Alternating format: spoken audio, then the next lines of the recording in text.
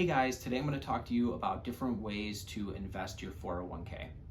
I remember when I started my first job out of school, I was filling out the new hire paperwork and I came across the 401k investment options, and I looked at it and studied it for about 3 seconds, picked an option and moved on.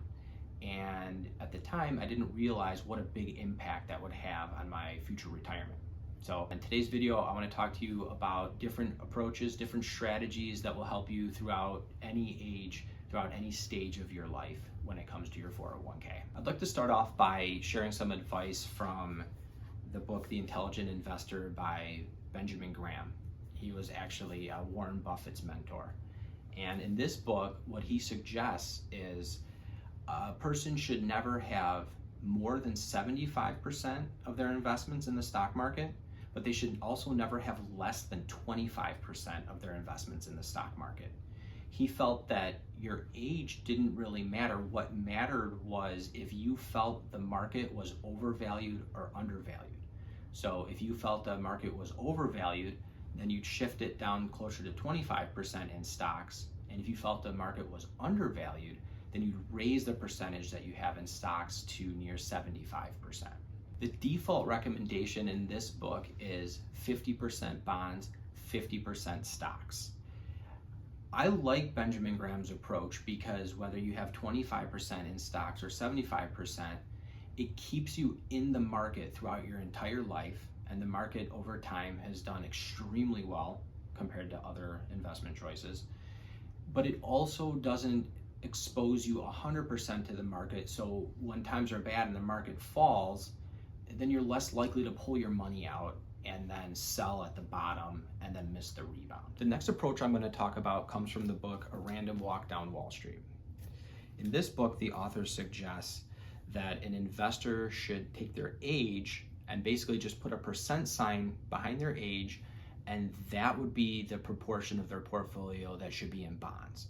So if an investor is 30 years old, then 30% of their portfolio should be in bonds, and then the remainder, in this case 70%, should be in stocks.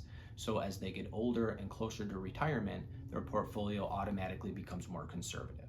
So if somebody was 70 years old, then 70% of their portfolio would be in bonds and 30% of their portfolio would be in stocks. I like this approach because when you're younger, it automatically assumes that you'll take more risk in the stock market when you have a longer runway ahead to invest in the market.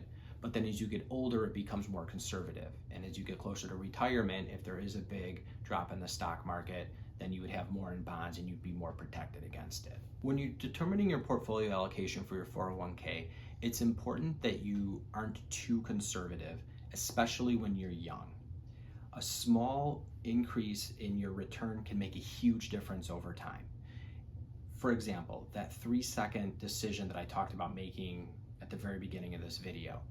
If you would invest $4,000 per year for 40 years at 5%, you would end up with about $500,000 at the end of 40 years. But if you invested that same $4,000 per year over 40 years and made 10%, you'd end up with over $2 million. Typically, the higher proportion that you have in stocks will lead to higher returns over time. But this leads to one important piece of investment advice that I always think about, and that is it's very important to sell down to the sleeping point. Meaning, if you have 100% in stocks, you'll probably do better over time than somebody who doesn't have 100% in stocks. But the trade-off is you're going to have some years where the market goes way down and it's going to be really hard to stick with your investments. It also really depends on your temperament. Some people, when the market crashes, they're like, hey, this is a great opportunity to buy more. I'm sticking with it, and eventually the market's going to rebound. And typically people like that are right, and they do really well. But there's also some people that when the market goes down, if you think back to 2008, I think from top to bottom, the market went down about 55%, that see one statement that might say $1 million, and then they get a statement a few months later and it says 450,000, and they panic and they sell at the bottom. I actually know several people that did this in 2008 and 2009, and they ended up missing out on one of the biggest stock market rallies. If they would have just left their money where it was and not touched it, they would have several million today. but they completely missed out on it because they panicked. So I think the advice to sell down to the sleeping point is very important. You need to have a percentage in your 401k in stocks and a percentage in bonds that you're comfortable with, so you can sleep well at night. There's several factors that can impact how you create your asset allocation for your 401k that are outside of your 401k. For instance, maybe you're vested in a government pension, or maybe your spouse is vested in a pension, or maybe you're both going to have high Social Security payouts in the future, or maybe you're expecting to inherit a lot of money, or maybe you have a very large emergency fund that could last you for many more years than a typical person has. These are all things that could impact how risky you decide to set up your 401k. Hopefully these rules of thumb help you make some great decisions with your 401k. If you have any questions, please reach out to me via the link in the description.